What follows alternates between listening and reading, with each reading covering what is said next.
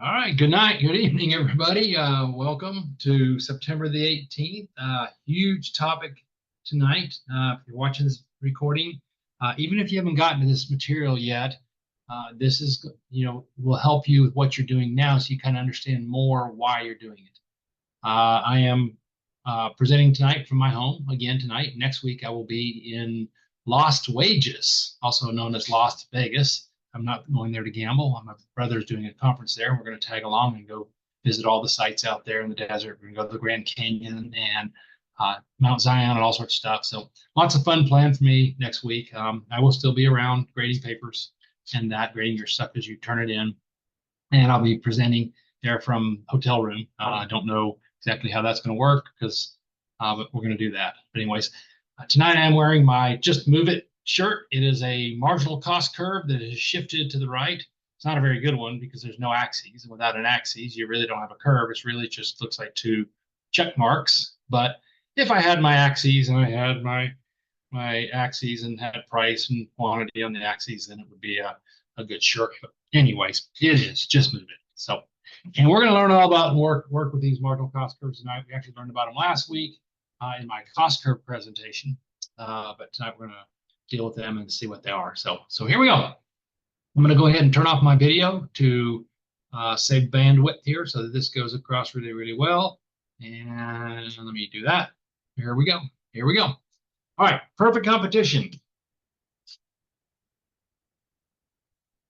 So last week, like I said, what we did is we went over cost curves. Businesses use cost curves when making decisions. Sorry about that. Somebody's trying to get in. I'm letting them in. Businesses use cost curves when trying to make decisions. But that's not only part of their decision, is the cost. They've got to think about the revenues coming in also.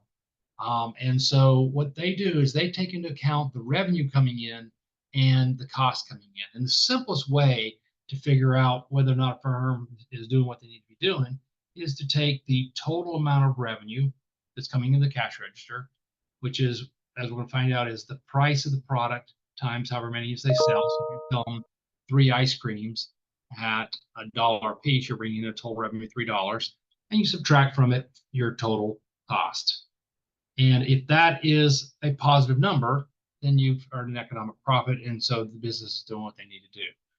If it's a negative number, that's not a good thing. Okay, that's the easiest way to do it, and that's really how most businesses do that. But what we're going to be going over tonight is what's called the theory of the firm. It gets into a lot more detail because it comes down to should we produce one more ice cream cone, right? And so you have to think about things in the margin. Okay, everything in this course is about marginal analysis. So you have to think on the margin. Should we produce one more ice cream? Not after the fact, oh, this is my total revenue coming in, this is my total cost. You need to think about it as in the production as you're going along here. So before we get into this, a couple of terms that y'all are going to hear.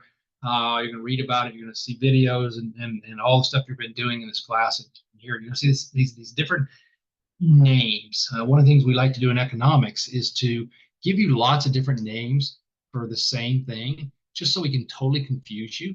I like to say that, economics is all about teaching you stuff that you already know in a way that's going to just confuse the stew out of you, right? That's not really why it's like that. I really have no idea why there's so many names. I didn't come up with them on all this stuff, but there you go. So you're going to hear me talk about a firm. A firm is like an individual company, okay? Or, last week I used Brewster's Ice Cream as my example. Brewster's Ice Cream, the little Brewster's Ice Cream up the street would be an individual firm or an individual company. Even though Brewster's is a franchise, there's lots of Brewster's around, that one little place. Industry is the market, okay? For example, we talk about the automobile industry. We're taking into account all the car manufacturers in the industry. It's the entire market for cars, okay? Ford would be a firm or a company. The auto industry would be the market. Okay. We need to make sure we differentiate, and this is a lesson you guys will do. I'm just going to hit it really quickly.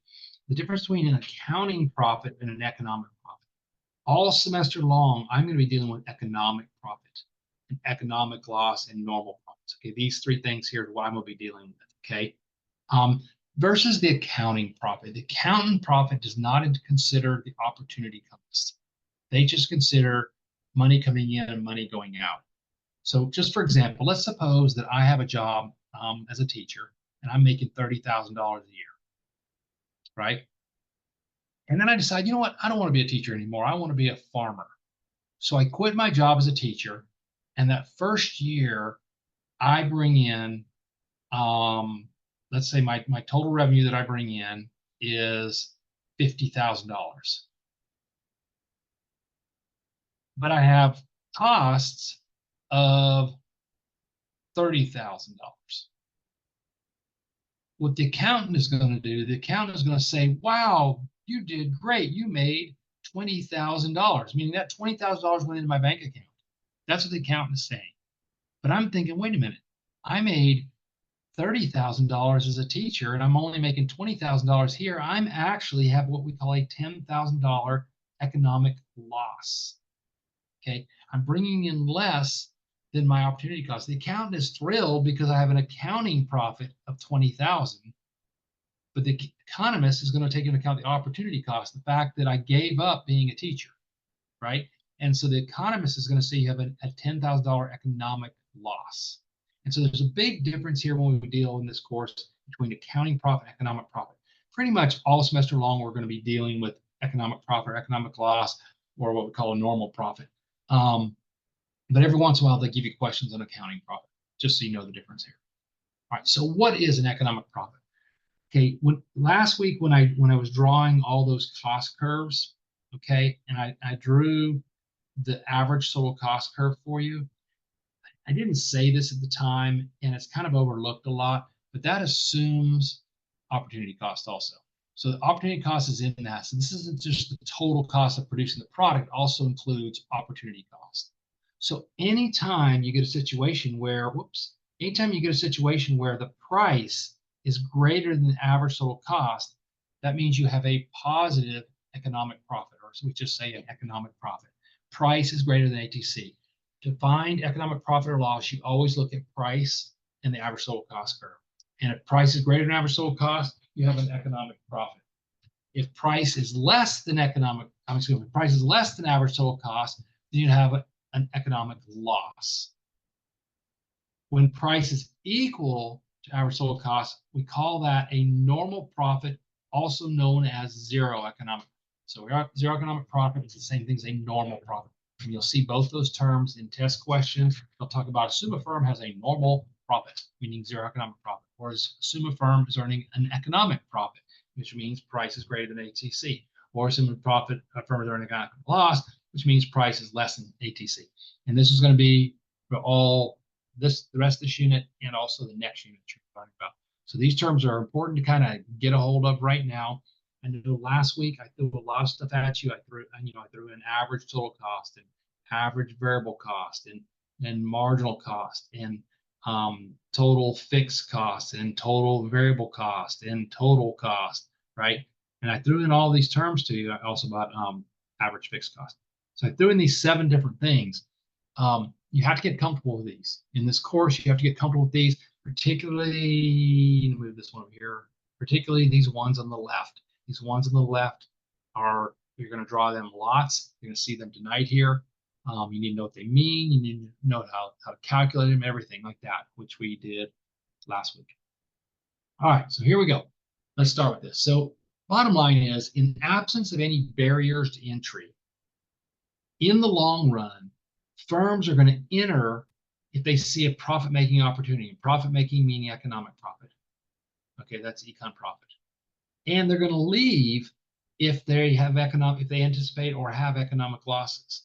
Meaning, if I'm sitting here as a teacher and I'm making $30,000 a year, okay, and I go, ooh, I could become a farmer, and after all my costs, put an extra $10,000 in my bank account, meaning a $10,000 economic profit, I have an incentive to leave in the long run, leave teaching and go be a farmer, right?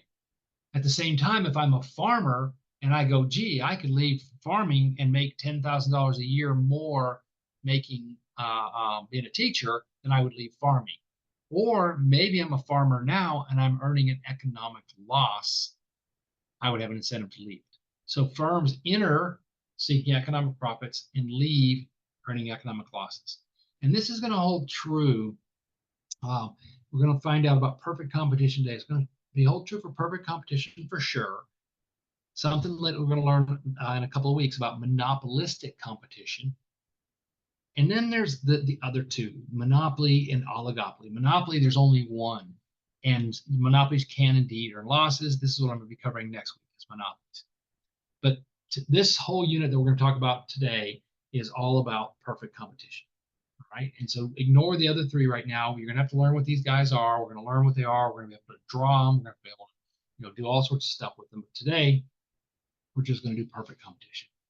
So perfect competition, the characteristics of perfect competition, I'm going to come to this part up here in a minute, is that there's a large number of firms, a large number of sellers, firms, companies, all selling the exact same product. We sometimes we'll use the word homogeneous, okay, exact same, okay, identical.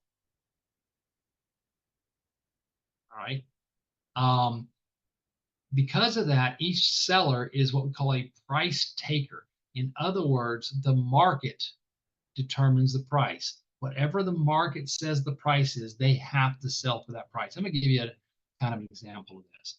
And then the last thing, characteristic, is there's free entry and exit. On the AP exam, there will be a question on there that they're going to give you the characteristics of either perfect competition, monopoly, monopolist competition, or oligopoly. And you're going to have to be able to say, oh, that's a perfect competitor, or that's an oligopoly. You're going to have to be able to identify what it is based on the characteristics. You don't have to sit here and memorize these definitions, these characteristics, but you do have to be able to differentiate between this and monopolistic competition, and then oligopoly and monopoly. So as I teach you these throughout the rest of the semester, pay attention to what these are. Like I say, you don't have to memorize them, but you have to understand what they are. Okay? So free entry and exit, selling identical products, price takers, and very, very large number of sellers. Now, perfect competition doesn't really exist. We learn about perfect competition so we can compare it and find out, wow, why do economists consider it perfect? Then we can compare it to these other guys, these other three that are what we call imperfect competitors. We're going to find out why they're not perfect. Okay, so we have to learn about perfect competition to find out why those other ones are not perfect. So here we go. The closest example we have to perfect competition is agricultural products. Corn farmers. There's many, many, many, many, many, many corn farmers out there that all sell corn. Now, if I was in a corn manufacturing state, I imagine that people would argue with me, no, there's different types of corn. But as far as I know, corn is corn. I'm sure it's not, but I'm going to say it is. Each corn farmer has to sell their prices the same as the other corn farmers. I can't put out a sign and say, hey, wait, this is Petneki corn. It's better than everybody else's, right? I can do that, but nobody's going to believe me because corn is corn. And so the price I have to sell is the same price as everybody else. The last part about this is there's free entry and exit, meaning there's not any kind of huge expenses, or when we say free, we don't mean no money. We just mean that you can get in, become a corn farmer. Obviously, it takes more than going and buying a tractor and having land and throwing some seed in the ground. You got there is knowledge you have to have and things like that, and that's kind of one of the main things that makes it corn industry or agricultural not really perfect competition. But we like to play like it exists so we can then come in and compare it to other things. So there's your characteristics of perfect competition. All right.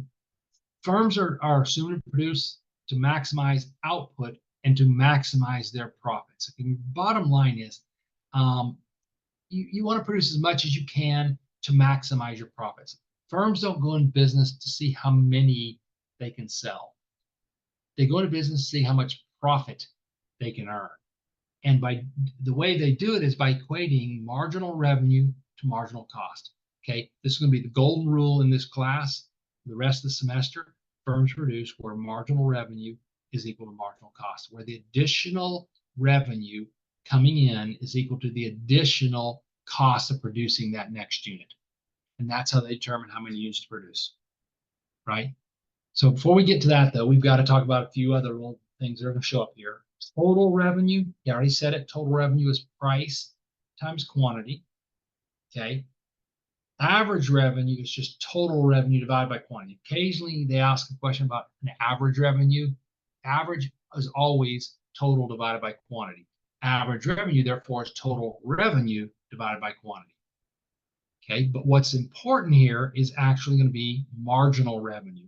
Marginal revenue, the straight best way to calculate marginal revenue is to take it, it's the change, and in this course, delta means change. It's the change in total revenue divided by the change in quantity, meaning how much more revenue change in shows up in my cash register when I sell another unit, right?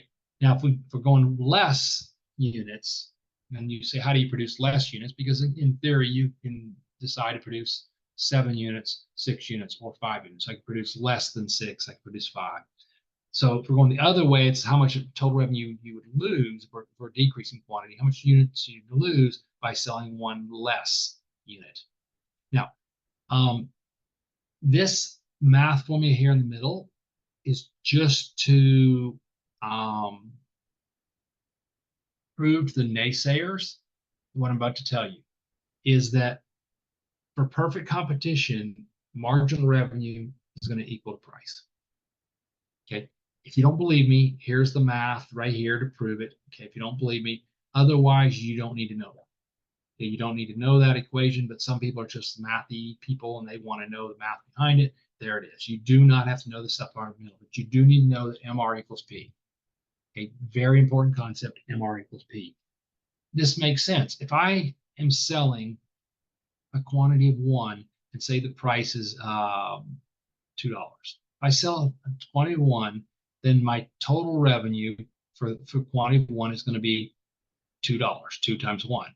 If I sell 2 units, it's going to be 2 times 2 is 4. If I sell 3 units, it's going to be 3 times 2 is 6. What's my marginal revenue? Well, first unit I gained $2. Second unit I gained $2 more. Second unit I gained, third unit I gained $2 more. Marginal revenue equals price. Okay, so that's going to hold true for perfect competition. What we're going to find out also, actually not going to find out, it's just I'm going to just tell it to you, that that's where our demand curve is going to come from, and it's also equal to average revenue. So P equals A, R equals D equals P. These 4, you don't have to say them in this order. You can do them in any order you want. Jacob Clifford has a thing, he calls it Mr. DARP. If you use Mr. DARP, okay, if you use Mr. DARP, I am telling you, I have graded AP exams for years. Okay, MR, D, A, R, and P. If you write out Mr. DARP on a test, you will lose the points unless you have the equal signs in there. Okay, it's not a mnemonic device. It's, do you understand that the marginal revenue of this firm is equal to the demand for the firm, which is equal to the average revenue of the firm, which is equal to the price of the firm. So if you use Mr. DARP, make sure you put the equal signs in. I don't use it. I'm mentioning it because some of you are going to watch the Jacob Clifford videos and you're going to see that. I just wanted to warn you about that. All right. All right, here we go. Let's draw it. Fun stuff here. We're going to draw a perfect competitor. Okay, so what we're going to do is anytime you draw a perfect competition, you always have to have 2 side-by-side graphs. The one on the left is going to be the market, and we learned earlier that's the same thing as industry. And the one on the right is going to be the firm, which is the same thing as the company. The market is everything you've been learning up to this time. Okay, we label our vertical axis price, horizontal axis quantity. And the market is just good old upward slope in supply, supply of the sky, downward slope of demand. And from that, we're going to get an equilibrium quantity and an equilibrium price. This is how many units this whole industry or market is going to sell. This is the corn industry. Q is the total quantity of corn that's sold at that price. But I'm a little bitty old corn farmer. Maybe this is Pet Mackey Firm. Maybe this is Pet Mackey Corn Firm over here. And I want to know how many units of corn I can sell. As it is, I can sell as many units as I want. Now I'm going to put quantity here, and I'm going to label this guy price, revenue, and cost. because I'm going to draw all three of them. This is important that you do this. If you're going to draw a cost curve, you'll remember when I taught you cost curves, I did this, I did quantity, and I drew cost, and all I drew for you, maybe I drew an average total cost curve and I drew a marginal cost curve. Okay. Ooh, that's not through the minimum. Okay. I label it cost. Well, now I'm going to be drawing a curve where I'm going to have cost, but I'm also going to have revenue, and I'm also going to have price on that. So this firm, this little firm over to the right, is what we call a price taker. We learned about that. We saw that in perfect competition, firms are price taker, meaning they take the price from the market. So what we do here to show that is we take this and we do dot, dot, dot. We have to connect these two curves to show that the firm on the right is a price taker. And this little firm can sell as many units as it wants at that price. In other words, its demand curve is perfectly elastic. It can sell as many units as it wants at that price. Now, it doesn't want to produce this many units way out here to the right, but it can. This, we know it's also, we said this is also price. It's also the average revenue, but more importantly than anything, it's also the marginal revenue curve. So what you're going to want to do is you're going to want to practice writing these out. Okay, practice writing these out where you've got D equals MR equals AR equals P. D equals MR equals AR equals P. They're all important. Probably the most important one is MR. You'll find out why in a minute. Okay, so this would be an individual firm's demand curve. This is where its demand curve comes from. What we're going to do now is we're going to show this firm, this is a profit maximizing firm, and I'm going to assume it's earning an economic profit. One of the things I said earlier is that profit or loss is always determined by the distance between price and ATC. Okay, so we got to find the difference between price and ATC. If price is greater than ATC, they're earning an economic profit right here. If price is less than ATC, in other words, the price is less than the average total cost, then they're earning an economic loss right here. Oops. And if price is equal to ATC, we say they're earning a normal profit or zero economic profit. Well, for this one that I'm drawing for you right now, I'm telling you they're earning an economic profit. So we have to draw price greater than ATC. So what I'm going to do is I'm going to come in here, I'm going to draw my average total cost curve. It's got to dip below the price. There's the price. Got to dip below the price. Now we have this new, we have this thing we also learned about the marginal cost curve. Remember, the marginal cost curve intersects the minimum, okay, and it swooshes up through. Remember, it swooshes. It goes like that. Do not draw your marginal cost curves like that. That is wrong. Fish hooks are wrong. You will lose the points, and not only will you lose the points, but whoever's grading will laugh at you. I get to take off points for this kid because he didn't swoosh his marginal cost curve, right? So marginal cost curves swoosh through the minimum. Remember, that's really, really important. It's a mathematical surety. The marginal cost curve will intersect the minimum of the ATC. Now what we're going to do is we're then going to go in and we're going to talk about where does this firm produce. Our golden rule in this course, as I said earlier, is that firms always produce, where is it? There it is. What they always produce where MR, marginal revenue, the additional revenue coming in to the cash register is equal to the additional cost of production. So what you do here is you then find where MR equals MC, find that quantity, I'll do it in red. Find that quantity, right? Find that point right there. That tells us the profit maximizing quantity. It tells us the profit maximizing quantity. This is the number of units that the firm will produce. Remember, I told you they're not going to produce way out here. Okay, they're not going to produce way out here or even way out here because they're not maximizing profits. Firms are not in it to see how many units they can produce. Firms are in it to maximize profits. And so their firm's going to produce where MR equals MC. Now, we know this firm is earning a profit because price is greater than ATC. Watch this. At that quantity, this is the average cost or average total cost of production. So P minus ATC is the marginal profit or how much additional profit they're getting. Okay, let me say that again. P minus ATC is the marginal profit. Okay, the additional profit, highest profit in this course, right? Now, if you look at this firm, they're selling Q units. So what's my total profit? My total profit is P minus ATC times Q. And I can shade it in like this to show my total profit. Okay. So if we take, oops, let me do that. So if we take P minus ATC and we multiply times Q, that gives us our total profit. And nowhere else on that curve, other than when MR equals MC, will that rectangle be the largest. Now, they possibly might give you a question where they give you numbers to play with. Okay, I'm going to show this to you just so you see it. But this is be a firm here trying to decide should they produce 0 through 10 units. I give you the average fixed costs. So fixed costs are 100. I know that because they're a quantity of 1. Average fixed cost is 1. So average fixed cost is total fixed cost divided by quantity, right?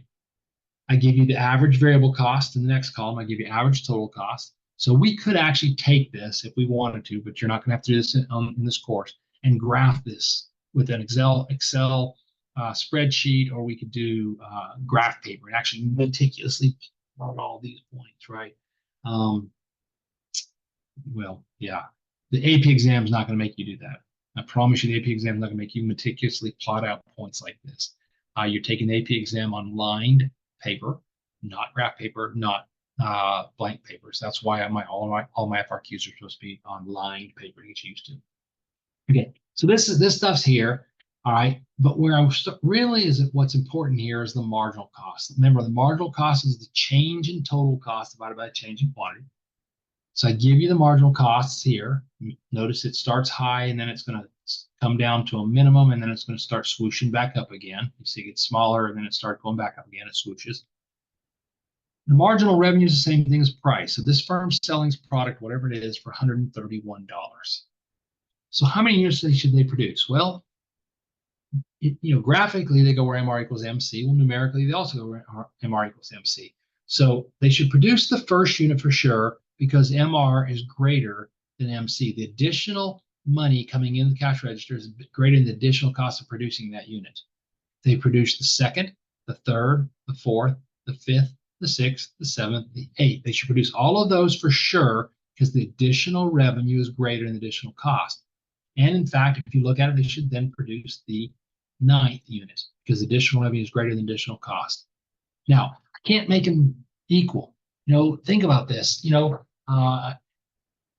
Airplanes are not a perfect competition by any means. Okay, they're oligopolies. But, can you make a half of an airplane? Or 3/4 of an airplane? No, you got to either make 9 airplanes or 10 airplanes. So in this case, they're stopped. They will not go to the 10th unit. They'll stop because that's where MR is still greater than MC. It's not because it's the closest. This is very important. It's not because it's the closest to MC. It's because MR is greater than MC. You always, if you can't make them equal, you always go where MR is greater than MC. Right. So this would be it numerically, and if you did the math, you'd find out that's also where profit is greatest. And this is, again, of course, economic profit. All right. What about a firm earning an economic loss? Okay, so this is a different one. You're going to have to be able to draw a firm earning a perfect competitor earning an economic profit. You're going to be able to show earning an economic loss. So what we do is we do the exact same thing. We have our market or industry on the right. We have our firm or company on the left. You can call it whatever you want. I always do market and firm. You have to always label your axes. Good old supply and demand. You got your upward sloping supply, your downward sloping demand. The market is going to be at that quantity, and this is the market price. So this firm over here to the right is forced to sell at that price, because if it sells at a higher price than the market price, it will sell no units. And it would be dumb to sell at a lower price. It can already sell as many units as it wants at that price. So this firm is going to take that market price, and this is going to be their P, their AR, their demand curve, and their marginal revenue curve. So this is what the firm is going to be dealing with, is that demand for their product. I'm telling you they're earning an economic loss. What does that mean if they have an economic loss? It means that price is going to be less than average sold cost. That's what an economic loss means. So what I have to do now is I have to draw that. Well, what I do is I'm going to come in here and I'm going to draw an average sold cost curve, and that average sold cost curve is going to be above my price. But wait a minute, this firm is going to stay in business. To stay in business, what this means is that they have to be able to pay all of their variable costs. And we show their variable costs by drawing an average variable cost curve. So as long as price is above average variable cost, okay, think about average variable cost as being like your labor. All right, so this company's sitting here right now and their price is below their total cost. The difference between ATC and AVC is their average fixed cost, right? So this company has enough money, revenue coming in to pay all their workers, but they don't have enough money to pay things like their rent or any other fixed costs that they have. Remember, fixed costs, you don't pay them every day. You don't pay them every week. You pay them every month often. But let's suppose I'm renting a factory. I'm renting let's say I have a store in a shopping mall, okay, a shopping strip, okay? And I'm renting that place. And I don't have enough money to pay my rent, but I can pay my workers. In the short run, I can stay in business. As long as I can pay the workers, I can stay in business, right? Now my landlord is going to be saying, hey, where's my money, right? But my landlord is not going to kick me out right away. My landlord's actually going to give me a couple of months, most cases, not always true, but my landlord is going to give me a couple of months to stay in business, because they know that if they kick me out today, then that shop, that location is going to be empty for a couple of months anyways, because they got to go in, they got to rebuild it for a new, they got to find somebody who wants to rent it, then they got to rebuild it for whoever's coming in. So for long periods of time, that place is going to be empty anyway. So they'd rather take a chance that hey, I'm good for the money. I'm going to get it. Business is going to turn around. I'm going to be able to pay you, right? And I tell them all that, and lo and behold, they let me stay. And so in the short run, I stay in business. Even though my price is below my average total cost, it's above the average variable cost. I can keep on paying the workers. They show up every day. I don't tell them I'm having problems, right? And every day I'm able to pay them. Okay. So what we do then is, now how many units shall I produce? Well, to find how many units produced, we got to come in here. We got to draw our marginal cost curve. Remember, the marginal cost curve swooshes through the minimums. Very important. It swooshes through the minimums. Again, it's a math. Whoa, I missed the minimum. That's the problem with drawing on my computer screen. I'm not very good at this. There we go. All right. Guys, if you mess this up, you have to scratch it out and start all over again. Okay, it has to intersect the minimum. Now we have our marginal cost curve. Where do all firms produce? Well, all firms produce where MR equals MC. Find that magic point where MR equals MC. That tells us the profit maximizing quantity, or in this case, the loss minimizing quantity. And that's what it tells us. So we come down like this. It gives us our quantity of output. Ooh, look at there. Major problem on my graph. Everybody see it? I just caught it because I just took the time to go around the clock, meaning I just started, over here on the left, I take the time to go around the clock. You check every axis, every label. Is everything labeled? I'm taking the time to go around the clock, right? I just took the time to go around the clock. Oh no, okay, here we go. I just took the time to go around the clock on the graph on the right, and I noticed that I never had my axes labeled. That is a major mistake. You have to label your axes. But I caught it, so we're good. All right.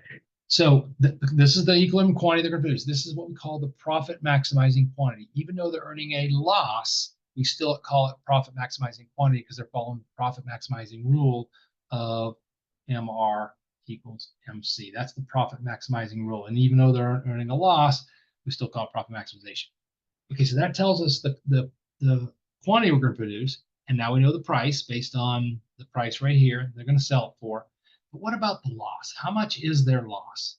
What we do here to get the loss is we always find profit or loss as the distance between price and ATC. So we go up to the average total cost curve right here, and we come across, because to produce that quantity, this is the average total cost.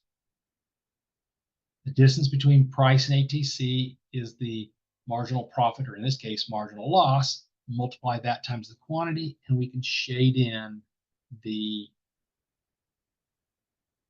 economic loss.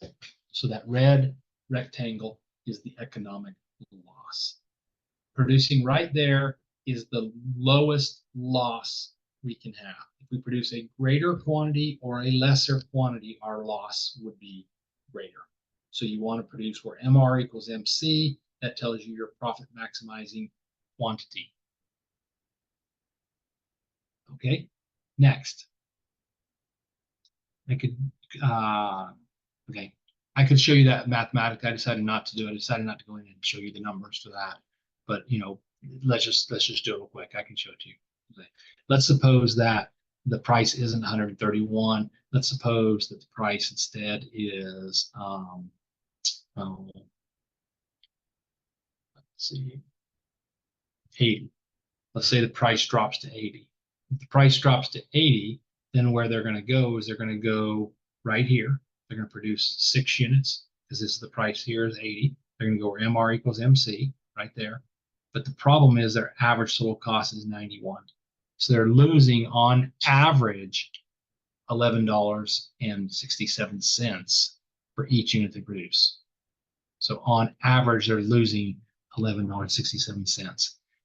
They would still stay in business. The reason why they stay in business is because they're bringing in 80 here, but their average variable cost is only 75, so they're able to pay the workers. They're able to pay their 75 bucks out to the workers. They're bringing in 80. Totally, they're losing part of their profits here, right here. You can see they're losing $11, and because they can only pay $5 for that, so they're losing money right there.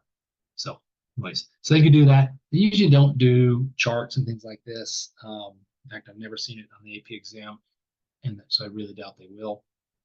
I'd be very upset with them if they did. I was on the test fellow committee, and I still have friends on the committee, and I would get very upset with them if they did something silly like this. So I don't see it happening. So, all right. Now, what about this last case? This last case, we call it the shutdown case or the closed down case. All right. In other words, go out of business. This is a case where if I were to draw it, I have my upwards open supply, my downwards open demand. We have our market. Okay. And what's going to happen in this case is this price that the market presents us. Remember, we're price takers. We have to take the market price. We can't charge a higher price. This market price here, right, that's supposed to be a D. Computer screen's tough. This is P equals MR equals AR equals D. Okay. This market price is actually below my average variable cost. Okay.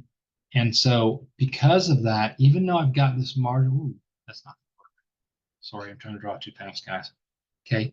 And you don't draw a shut. They've never asked you to draw a shutdown case. I'll tell you what the question they're going to ask. Okay, there's minimum there, and there's minimum there. It's going to be tough. It's almost a fish hook, but not quite.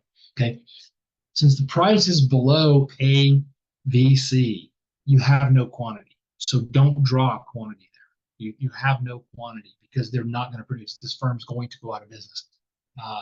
Like they come in and remember, AVC is like your average variable cost. It's the cost of producing paying your workers. So the workers are coming in, and right here, the workers are coming in, and you're like, hey guys, come on in, and you're doing great. Price is greater than the average cost of production, and of course that means it's also much, much greater than the average variable cost. So you're able to pay your workers, and everything's happy. You're happy. You're earning an economic profit, right? In this situation here, the workers come in, and you're like, hey guys, come on in, and you're smiling, putting on a happy face, you can still pay the workers. The distance right here, okay, this distance right here is what you're making more than what you're paying them, right? And I'm gonna go back and show you this here in a second, here in a minute. I want you to see this. You're able to pay your workers, so you're able to stay in business. But here, workers come in, you're like, hey, come on in, guys. I can't pay you, but come on in. Well, they're gonna wag a finger at you, right? And it's not the thumb or the pointy finger that they're wagging at you. They're gonna be wagging a finger at you as they leave because you can't pay them, right? Prices below ABC, the average variable cost, so you get out of business. Let me go back and show you something real quick here before I get you the most important, one of the coolest things about economics is that if I have a firm and this is my average total cost, this is my marginal cost, and let's say the price is here. Okay, it comes from the market. I'll draw the market. Quantity, price, okay. Quantity, price. It's hard to draw with a little pen. Okay, there's a price. P equals AR equals D equals MC. MR, sorry. Okay, so this firm is going to produce where MR equals MC. So at this quantity, your total revenue is price times quantity. So your total revenue is actually all of this. Your total cost is average total cost times quantity. Well, here's your average total cost. So this green area here is your total cost. So where's your economic profit? Your economic profit is total revenue minus total cost, which is this area right here. So you're just looking at the total revenue coming in the cash register, subtracting out the total cost, and then you get your economic profit. You can do the same thing when you have an economic loss. I'll show you that. Okay. Right here, you have economic loss. Your total revenue is P times Q. Your total cost is ATC times Q. So if you take your total revenue, which is the green area, which I just kind of wiped out, the green area, you subtract out the total cost, which is the blue area. What are you left with? The red striped area, which is your economic loss. Why is it economic loss? Because your average total cost is greater than your price, right? Or said another way, your total cost is greater than your total revenue. So anyways, there's that. All right, now let me show you one of the coolest things. If you watch the cost curve video that I did last week, I talked about how special the marginal cost curve is, and I'm about to show you why the marginal cost curve is so special. It is the coolest curve in all of economics. I just love it. That's why I wore my marginal cost curve shirt today. I love the marginal cost curve. Here's why. Okay, let's suppose that price, or that we have this market over here, and the market price, I'm not going to draw it all out, the market price is up here. Okay, what I've got over here is I've got an average total cost curve here, and I have an average variable cost curve here, and then I have my marginal cost curve here. Okay, well, we know that all firms produce where MR equals MC. So if this was the market price that the market gives us, then this firm is going to produce right here at point E. The quantity is going to be here. And since price is greater than ATC, this firm is going to stay in business. So this firm is willing, let me write these words out, okay? This firm is, I'm going to refer to it numerous times here. This firm is willing to stay in business because they're earning economic profit. Of course, they're willing to stay in business, right? And they're able to stay in business, meaning they're paying their workers so they can keep on producing. So right here, this firm will continue to produce. Okay. What if instead, let me erase some of this gobbledygook here. What if instead the price drops, okay, where that's no longer the price, but the price drops to here. So the supply and demand shifts, so the price drops to right there. Okay, well, are they willing to stay in business? Sure, they're making zero economic profit, and in the short run, they can't do any better anywhere else, so they might as well stay in business, right? Are they able to stay in business? Yes, they're able to pay all their variable costs because prices are greater than average variable cost, so stay in business. What if instead the price gets driven down now to point C? So now we're at point C. So supply and demand changes over here, where we're now producing at point C. Are they willing to stay in business? In the short run, yes. Because in the short run, they can't just quit being a farmer today and become a teacher tomorrow. Okay, that's long run. That's a long run decision. Quitting being a teacher today, and quitting being a farmer today and becoming a teacher is a long run situation because they have to sell their equipment. They have to go out of business, and they have to find a job being a teacher. So in the short run, they're willing to stay in business, even though they're earning an economic loss. They're willing to stay in business, and they're able to stay in business. Why are they able to stay in business? Because they're able to pay at this quantity right here, they're able to pay their variable costs. So all of this right here is variable costs. They're able to pay it. So they're able to stay in business. This is key. In the short run, they're willing to stay in business because they can't do anything in the short run anyways, and they're able to. So what we have next is, what if instead the price got driven down, and I'm not going to draw all this, got driven down to point B. Point B is what we call the shutdown point.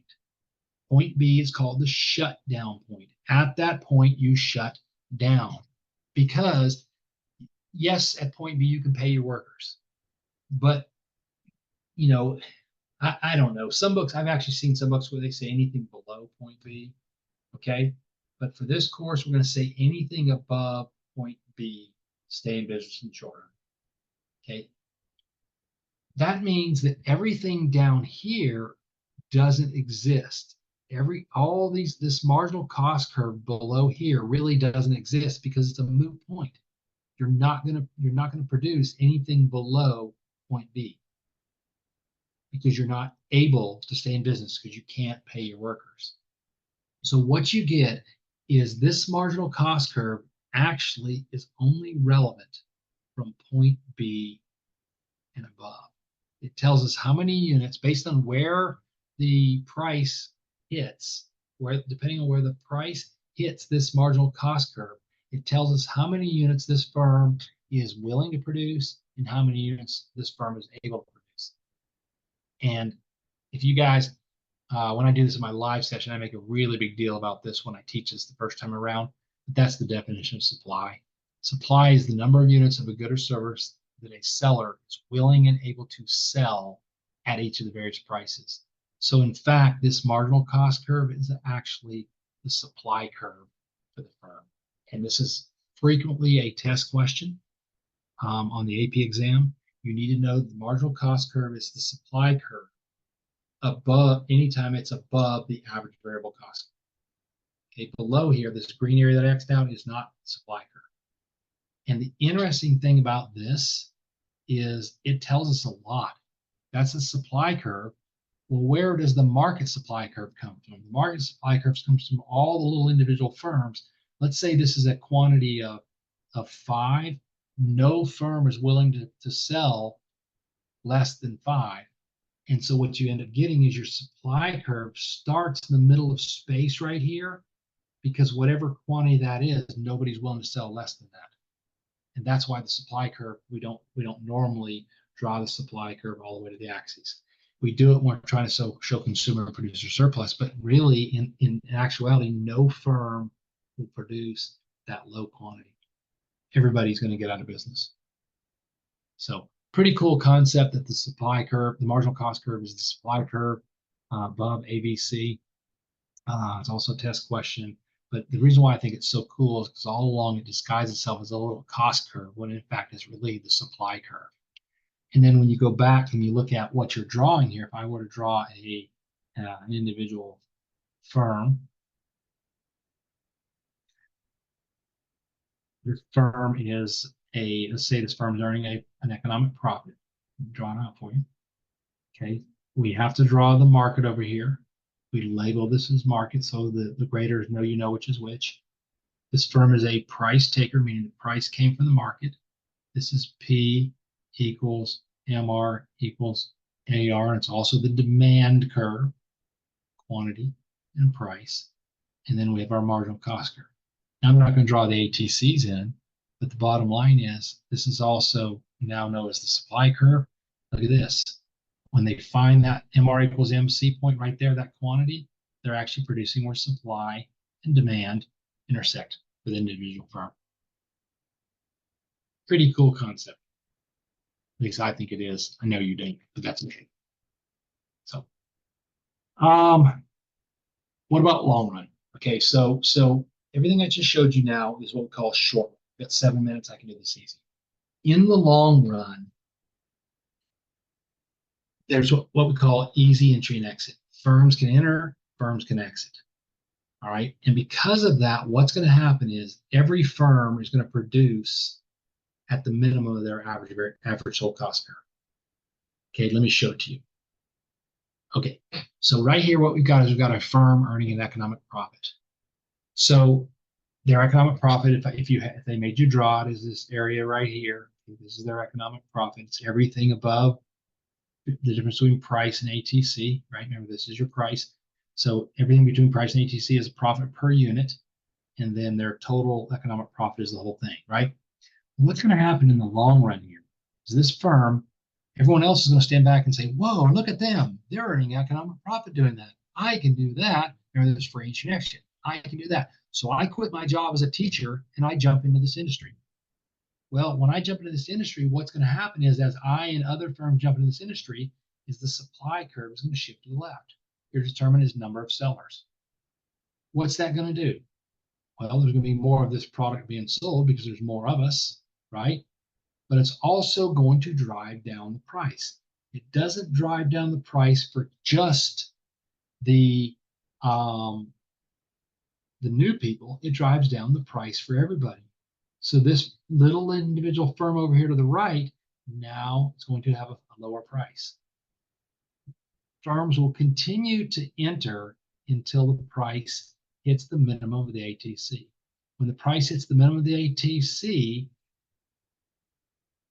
this firm is now earning 0, M1 equals D1. Okay, this firm is now earning 0 economic profit, meaning there's no incentive for anybody to get into this industry, but there's also no incentive for anybody to leave. So as long as price is above ATC in the long run, because remember, long run, there's no fixed resources. In the long run, I can start a farm, right? And I can compete against these guys. But what's going to happen is as more firms enter the industry, the price is going to get driven down. It's going to get driven down to the minimum of the ATC. And at that point, nobody has an incentive to enter the market when that price gets driven down. Okay, it works the other way around. Okay, if price is earning if firms are earning an economic loss, sorry, I looked at the clock, just realized I'm running out of time. See if I can get this in. So what's happening here, this firm is earning an economic loss, meaning the price here, P equals MR equals AR equals D. And you write that in any order you want. This price is below average total cost, but they're going to stay in business. This one is. So they're going to stay in business. We always assume the representative firm stays in business. Okay. Marginal cost curve here. So this firm was earning an economic loss. They were producing where MR equals MC. This is the quantity they were producing. Well, this is short run. What's going to happen in the long run? Well, in the long run, some firms are going to get out of business. The one we're drawing isn't, because we have to have some drop. But when they do, as firms, excuse me, as firms leave the market, the supply curve is going to shift to the left. When the supply curve shifts to the left, that's going to drive the price of this product up for everybody. So the price gets driven up. And when will firms stop leaving? They'll stop leaving when the price gets driven to the minimum of the ATC.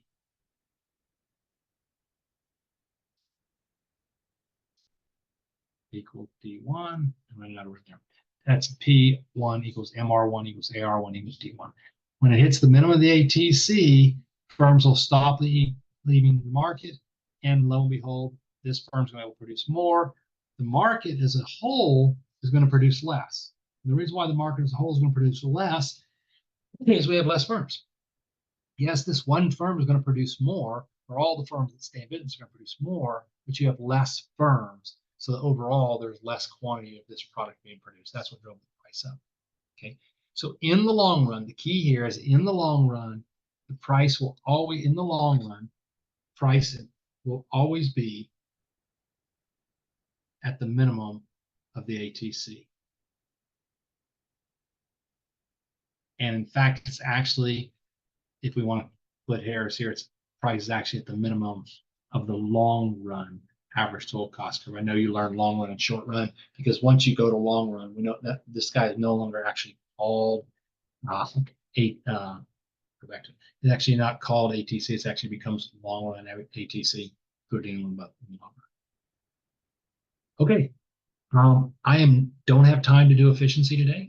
So what I'm going to do is next week I will start off with efficiency. It's real simple. It's just a couple of slides, but I'm running out of time here. I'll do efficiency next week, and then I'm also planning on doing monopoly next week. I know I'm getting ahead of some of you guys by a little bit in my stuff, but I really want you to have these when you start these units. I think it helps you to have them. Please email me if you have any questions. Get in touch with me. I'll be glad to help you. Make sure you're going back and reading my responses to anything you submit to me. I'm letting you know if you miss anything. Look at that. Let's keep up with me with what I'm telling you on that sort of stuff, and it'll help you with stuff in the future. So with that, good evening all, and I will talk to you all next week.